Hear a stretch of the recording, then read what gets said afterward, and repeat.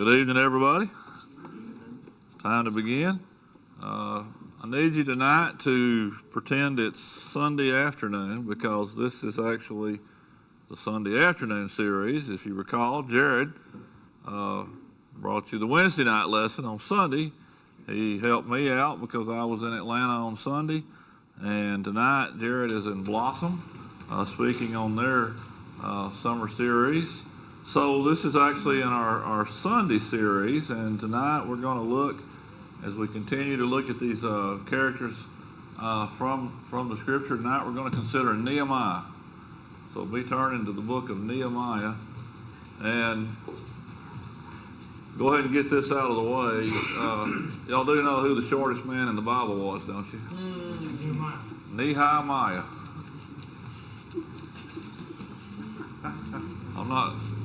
I'm not going any further till I get a chuckle. Yeah, that's good. Okay. All right. If you are a student at the Lambs Academy and you're taking the Thursday night class with Aaron, we are currently studying the book of Nehemiah right now, and he does a great job on that. So hopefully this will kind of complement some of that, and if things go well, hopefully we'll take some of his thunder from him. But anyway, Nehemiah. And what I want us to do is look at lessons from Nehemiah. We're just going to kind of walk through and summarize the book and pull out some lessons that I think are applicable and helpful to us. Now, who was Nehemiah? He was the cupbearer. He was cupbearer to King Artaxerxes. All right, and he was the king of the Persians. Did I not say that right? Artaxerxes. Anyway. Tell us, what do we know about Nehemiah? He's a cupbearer, yes, but how would we describe him? Would you say he was a man that was very zealous for his nation? And he was a man that was, we might say a man that was God and country. When we say a man today is God and country, that's a compliment, isn't it? That we're speaking highly of him. And as far as his work in his time, I think anybody would say he served his people very well, didn't he? And he was a great leader. Now, in the days of Nehemiah and in his work, what was his big thing? What was his task? Rebuild the wall. To rebuild the wall, and that had been destroyed for the most part, and he did a magnificent job in the rebuilding of the wall. That's my grandbaby. And why? What's one of the things that was of real importance in rebuilding the wall? Why is that? Why was that such a big deal? For the protection, but especially because these people had to be protected, because who was going to come from this line of people? Jesus himself would, and so there was great importance in that. All right, so now, as Nehemiah begins in chapter 1, now the setting, in that time between 400 and 500 BC, and the Aaron, go ahead now. 444. All right, and so it begins with Hanani. Did I say that right? Hananiah. That sounded maybe better. Anyway, Hananiah he comes to Nehemiah, and he gives him a report, and you can find that. And if you're in Aaron's class, it's your memory verses this week, verses 3 and 4, Aaron chapter 1, and he tells them that the people who had been in the captivity, that they were really suffering greatly, and they had a lot of difficulty, and they were in serious need of help at this time as the book begins. And so Nehemiah, when he gets this report, we find that he's moved with compassion for his people, and he prays and he fasts. He fasts for the welfare of his people. He's concerned, and he will acknowledge not only the sins of his people, but his own sin. And so he remembers that God, the promises that God had made, if they would turn from their sin. You know, I think back to 2 Chronicles 7:14. Now, he said in verse 7, you know, we have sinned. And so the latter part of the chapter then is the prayer of Nehemiah on behalf of the people. All right, so now the first thing I want us to get, or the first lesson is in verse 4. Somebody read verse 4. So it was when I heard these words that I sat down and wept and mourned for many days and was fasting and praying before the God of heaven. Okay, so he devoted himself here to fasting and praying over the plight that his people found themselves in. But I think the lesson here is we find that, number one, Nehemiah was a man of prayer. And all through this book, Aaron, every time that Nehemiah faces a situation, what's the first thing he does every time? He prays about it. Nehemiah was a man of prayer. All right, now, as we go on in chapter 1, there, somebody read verses 5 through 9. And here we're going to draw our second lesson about Nehemiah. And these are things that are of great application to us. And I said, I pray, Lord God of heaven, O great and awesome God, you who keep your covenant and mercy with those who love you and observe your commandments. Please let your ear be attentive and your eyes be open, that you may hear the prayer of your servant, which I pray before you now, day and night, for the children of Israel, your servants, and confess the sins of the children of Israel which have sinned against you. Both my father's house and I have sinned.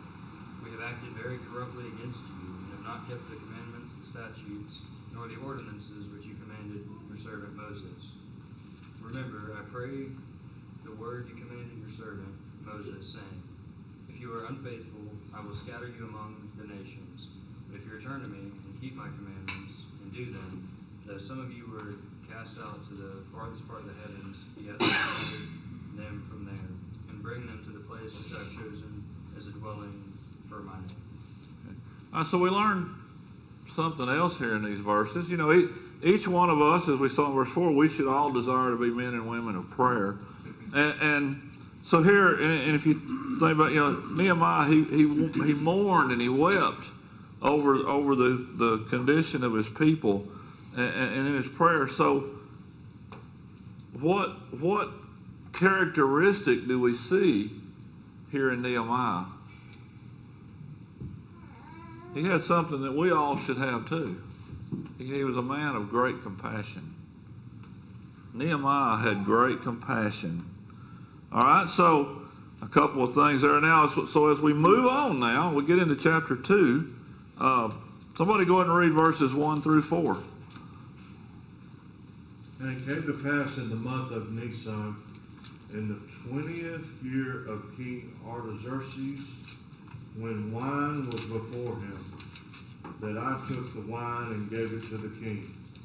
Now I had never been sad in his presence before. Therefore the king said to me, why is your face sad, since you are not sick? This is nothing but sorrow of heart.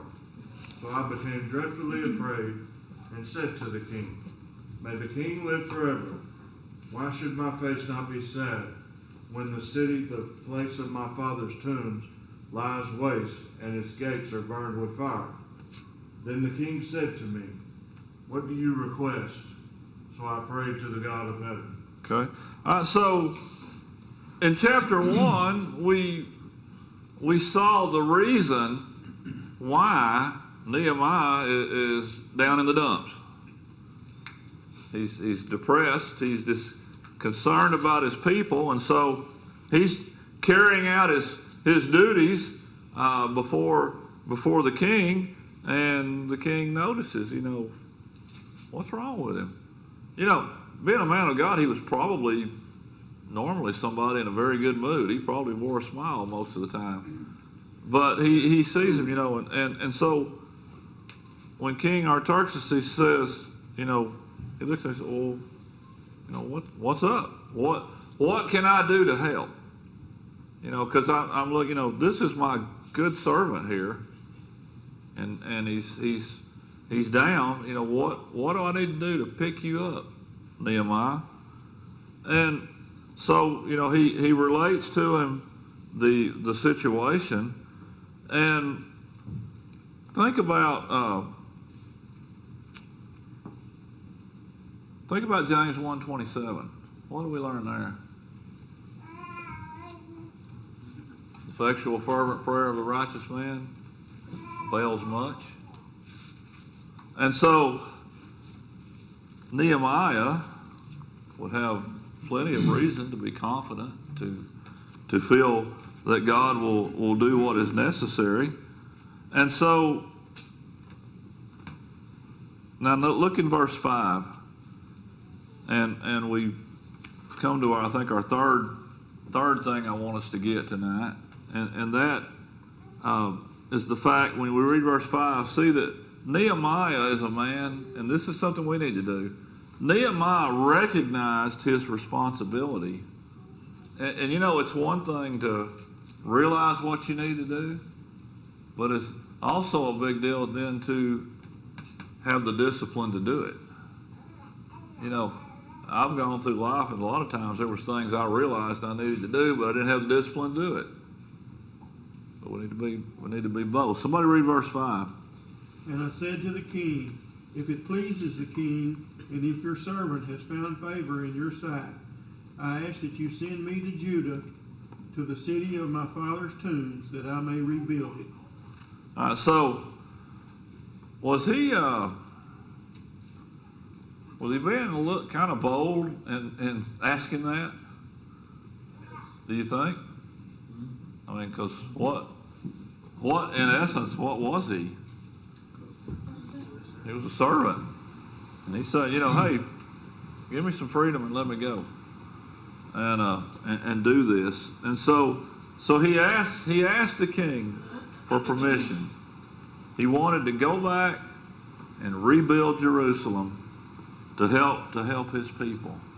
And so as you continue on in the next few verses, the king grants his wish, and they make arrangements for Nehemiah to go to Jerusalem.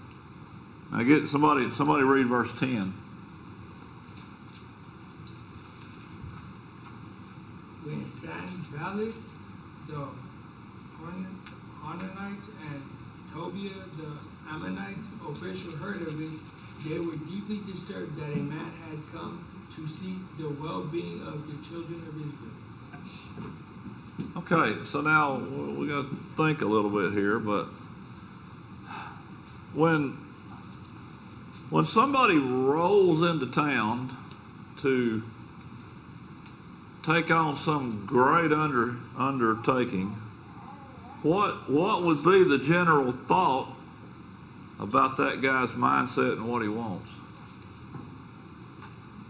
He probably wants some glory in it, doesn't he?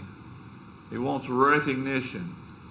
That's the attitude here that Sanballat takes, and we'll see Tobiah, his cohort, who will take a similar attitude. But I think, again, when you read that, do you see any of that in Nehemiah? You don't see any of that attitude at all. What is Nehemiah's mindset? God wants this done. My people need help. Here am I, send me, basically, is his attitude. So our fourth lesson is the fact that Nehemiah, he did not seek self-glory or any personal gain in taking on the work that was needed. You know, again, when opportunity presents itself to us as Christians in the church, in some work, our attitude needs to be what? All glory to God. Not look at me. Mallory here, she just did a bunch of work in VBS. You know, did y'all notice all the work in here? And so her attitude though was not, did y'all see what Mallory done? You know, she don't say a word about it. But what? She did it. It needed to be done. And that's what Christians do. A work needs to be undertaken. All right, so as we move on now, in the next few verses, we see Nehemiah, he gets there and he goes out and he inspects the walls. He goes out during the night and he doesn't want a lot of fanfare around him when he does this. He wants to be able to focus on seeing what needs to be done. And so he inspects the walls and he inspects the cities. All right, so now somebody pick up and read verse 16. And now this is, after he has done this, now he's going to set about what to do. And the officials did not know where I had gone or what I had done. I had not yet told the Jews, the priests, the nobles, the officials, or the others who did the work. Okay, so think about it now. If he goes out, when he gets there, first thing he goes out at night. But what if he'd rolled into town and got the movers and the shakers, and said, Aaron, Preston, Jesse, Ben, y'all come on with me. We're going to go out and inspect these walls. Well, if he had done that, what would he have gotten? Aaron says, well, we need to do it this way, or we've always done things this way. And Preston's got his idea, and Ben says, no, we need to do this. What? He would have probably had chaos. So he goes out and he sees what needs to be done, and so I think we can draw a lesson here in verse 16. Our fifth lesson is that Nehemiah exercised good judgment in getting the work done. He showed great judgment in getting this going. All right, now, somebody read verses 17 and 18. Then I said to them, you see the distress that we are in, how Jerusalem lies waste, and its gates are burned with fire. Come and let us build the wall of Jerusalem, that we may no longer be a reproach. And I told them of the hand of my God, which had been good upon me, and also of the king's words that he had spoken to me. So they said, let us rise up and build. Then they set their hands to this good work. Okay. So he gets how does he get them to want to do this work? To take this on? Did he bully them? Was he autocratic, in the way of doing it? Or did he motivate them? You see, he motivated the people to let's work together. Come with me. Work together with me. Let's make this happen. And so I think there in 17 and 18 we can take our lesson number 6. Nehemiah didn't run roughshod over the people, did he? It wasn't do what I say because I said so, but instead he motivated the people to do good work. I worked as a supervisor for many years, and I found out over time that the best way to accomplish the most was to motivate the crew to want to work, to want to achieve whatever our goal was, rather than going in there as an autocratic, do this, do that. I said so. That's the only reason you need to know. And didn't you find the same thing, David, over the years? Motivated people will always do more. And so he showed an example there. But also, I think that we can somebody go ahead and read 19:20, and we'll see our seventh point here. But when Sanballat the Horonite, Tobiah the Ammonite official, and Geshem the Arab heard of it, they laughed at us and despised us and said, "What is the thing that you are doing? Will you rebel against the king?" So I answered them, and I said to them, "The God of heaven himself will prosper us. Therefore, his servants will arise and build, but you have no heritage or right or memorial in Jerusalem." Okay. So he's setting out to do a big thing, the rebuilding of the wall. And when you set out to do something big, when you set out to do something really good, what always arises? Opposition, naysayers. And isn't that how it is in the church?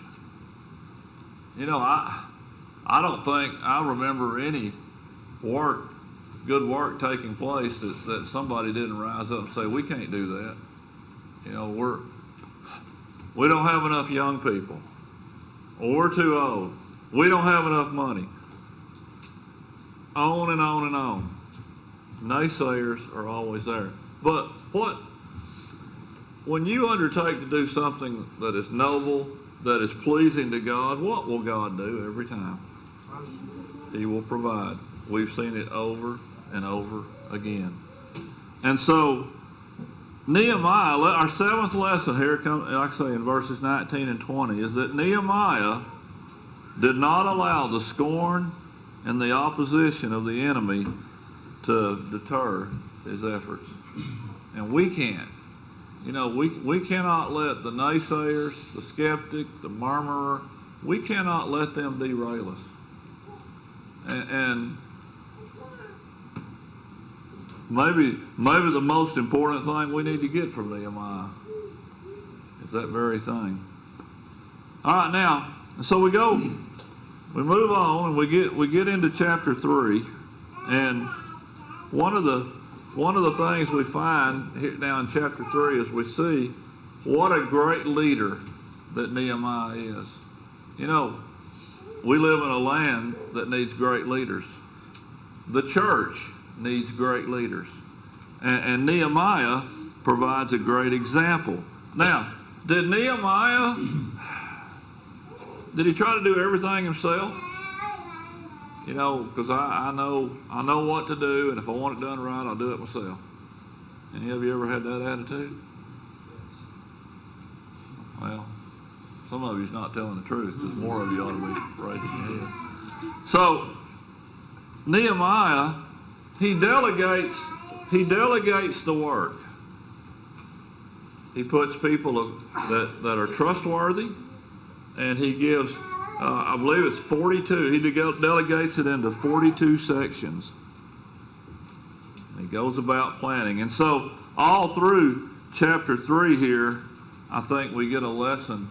Our 8th point is that Nehemiah used wisdom in planning the work. When pray for wisdom. Pray that those who make decisions, with the elders, we need prayer. We need prayers for wisdom. Deacons in their assignments, our Bible class teachers, everyone, wisdom, we can't get enough wisdom, can we? And so, wisdom should be used in planning the work. Wisdom should be used in planning your secular life. And so, we see that all through as he plans it in chapter 3. And we get on to chapter 4, and somebody read verses 1 through 6 there in chapter 4. But it so happened when Sanballat heard that we were rebuilding the wall that he was furious and very indignant and mocked the Jews. And he spoke before his brethren in the army of Samaria and said, "What are these feeble Jews doing? Will they fortify themselves? Will they offer sacrifices? Will they complete it in a day? Will they revive the stones from the heaps of rubbish, stones that are burned?" Now Tobiah the Ammonite was beside, and he said, "Whatever they build, even if a fox goes up on it, he will break down their stone wall. Hear, O our God, for we are despised. Turn their reproach on their own heads, and give them as plunder to a land of captivity. Do not cover their iniquity, and do not let their sin be blotted out from before you, for they have provoked you to anger before the builders." So we built the wall, and the entire wall was joined together up to half its height, for the people had a mind to work. All right. That's one of the great sections of Nehemiah right there. The people had a mind to work. But again, as we've already noted, we see that Nehemiah, he doesn't let Sanballat and Tobiah and all their cohorts, he doesn't let them deter what they're doing. The opposition will not stop them. And then when you get people with a mind to work, when the people have a mind to work, when the Mount Vernon Church of Christ has a mind to work, what is our limits? There is no limits. Oh, what can be accomplished with a, you think about it, and they built that wall up to half of its height in how many days? 52? Is that right? 52 days. They were doing that with, I don't even know if they had a wheelbarrow. It was done by hand. Now we would have bulldozers, tractors, backhoes, and we'd have well-trained and seasoned people like Andrew out there operating them, and we'd still take 2 years. But they did it in a matter of days. They didn't have all the stuff we have. Why? They had a mind to work. Uh-oh, Andrew's stewing over there at me now. And then, on top of that, again, with all this going on, what did Nehemiah do? What was his number one thing that he does? He prays. A man of prayer.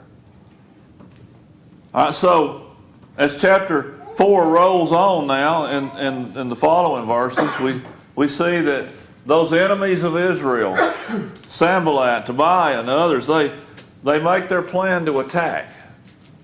We're not going to allow this to happen. We're going to bring it to a halt. And so they're planning now to attack them, and they're going to stop the rebuilding of the walls. Well, these are highly trained, big-time armies of that day. Nehemiah finds out about the fact that they're going to do this, and what is the very first thing that Nehemiah does in response? Praise. Verse 9. Look at that. He prays. And then, after prayer, he prepares to do what? He prepares for battle. And he knows also that his cause is righteous, and that God is on his side, and that God will fight for them. And in fact, somebody now notice verse 15. In fact, what does God do? And it happened, when our enemies heard that it was known to us that God had brought their plot to nothing, that all of us returned to the wall, everyone to his work. All right. So, if you now jump down a little bit further there, AG, and give us verse 20, and there we're going to get our ninth lesson. Wherever you hear the sound of the trumpet, rally to us there. Our God will fight for us. All right. So, the sound of the trumpet. And let's join this together with Joshua when they went at Jericho. What kind did their battle plan make any sense to a military man? No, not at all. They didn't have any business winning here either or being victorious, but I think the lesson here is what he realized, and he realized what Paul would later tell the church. If God be for us, who can be against us? What verse is that? Do your own research. Well, it popped in my head right now. I hadn't. What? You asked me on the spot. It's in there somewhere. Somebody look that up. If God be for us, who can be New against us? Testament. There you go. Hey, that's it. Romans 8:31. 8:31. It doesn't. If God is on your side, we can be 5 against 1,000, and it doesn't make any difference. You will be victorious. All right. So our 9th lesson is the fact that he recognized that they were working for God. He recognized they were working for God, and so the work carries on. And as we go on through chapter 5, we see the work is proceeding. And Nehemiah, he fights against the oppression of his people. And he shows generosity to his brethren. And so he's a man of compassion, as we noted earlier. And as we get in now to chapter 6, somebody read those first 4 verses. Now it happened when Sanballat, Tobiah, Geshem, the Arab, and the rest of our enemies heard that I had rebuilt the wall, and that there were no breaks left in it. And though at the time I had not hung the doors in the gate, the Sanballat and Geshem sent to me, saying, Come, let us meet together among the villages in the plain of Ono. But they thought to do me harm. So I sent the messengers to him, saying, When I am doing a great work, so that I can knock them down, why should the work cease while I leave it and go down to you? But they sent me this message 4 times, and I answered them in the same manner. Was it just 6? Yes. No, you can stop there. So here is when you get in a situation that it doesn't look good, it looks bleak. That's when you really got to have faith. And what might be our temptation when we're in a situation that looks hopeless? What might we be tempted to do? To give up or compromise? And so Nehemiah would not compromise. He refused to compromise with the enemy. The thought might be, well, let's cut a deal with them and get out of this the best we can. But he would not do that. And so he was not going to leave the work for some, it talks about they wanted to have a little peace conference. It was an effort to treat. He wasn't going to leave the work for some useless thing that he knew was going to come to nothing. And so as we go on there in the chapter now, and you get in verse, I don't have time to read it, we run out of time, but our 11th lesson, in verses 10 through 14 there, we see that Nehemiah was able to unmask false prophets. He exposed them. And church, those elders have a responsibility to identify false teachers, but is that just the elders' responsibility? Are you gonna put all your trust there in the elders?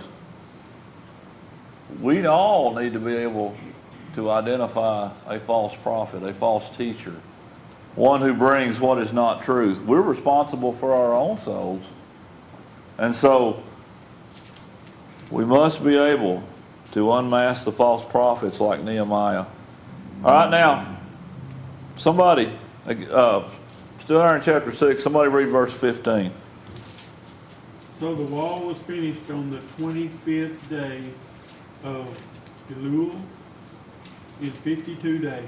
52 days. Again, wow, what can be done when people have a mind to work? All right, now as we go into chapter 7. There now we see that Nehemiah would place his faithful companion Hanani, that Hananiah, however you want to say, that the one that originally came to him and told him about the situation in the city, and he gives him instructions. And so in the remainder then in chapter 7, we see the people that return to Jerusalem are identified in the rest of the chapter. And I wish we had time to read more of this, but we don't. Go ahead. But our 12th, okay, but you can read this later. But our 12th lesson is in chapter 8. And in verses 1 through 9, we find that Nehemiah understood the importance of teaching God's law to the people. You know, we can add Ezra into that too. We think of Ezra chapter 7, verse 10. Ezra committed himself to learn it, to live it, to learn it, to do it, and to teach it. And so Nehemiah understood this. And the law is read to the people. Ezra would stand before the people and read the law hour after hour. And, you know, sometimes people need help. Chapter 8, verse 8. Somebody read that one right quick. We're going to take a chance here. So they read distinctly from the book and the law of God, and they gave his sense and helped them to understand it. Right. They help them to understand more, especially the more difficult areas. We might think of Philip and the eunuch. You know, when he met the eunuch, he said, you know, do you understand what you're reading? How can I unless some man help me? And so what did he do? He helped him. And he understood it and he obeyed the gospel. Be ready. Be ready to give answer for the hope that is within you. And so we find as they would learn and get the law again, the people rejoiced and they wept. They wept over their sin, and they returned back to following the law of the Lord. They would restore things that had been lost over generations. They would bring them back, some of the various observances of the feast and things. And then in chapters 9 and 10 and 11, we see the fruit of repentance among the people as they would turn and they would begin to follow God again. And when we get to chapter 12, we find that the dedication of the wall would be dedicated, completed. Again, a testament to what God's people can do when they are motivated to serve. And so the new blessings now that they're receiving because they're following God again, they're just like all of God's promises. God's promises are conditional.